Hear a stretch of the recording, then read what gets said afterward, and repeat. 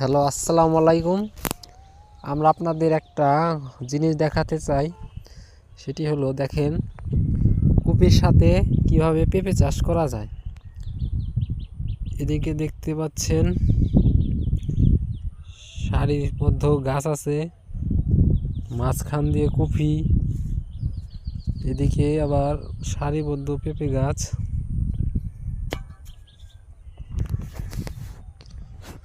দেখতে পাচ্ছেন আমি এই জায়গা 11% পেঁপে গাছ এবং কপি লাগিয়েছি।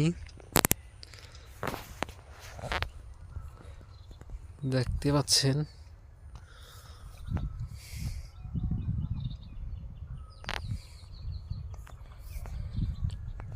মাশাআল্লাহ, অনেক সুন্দর।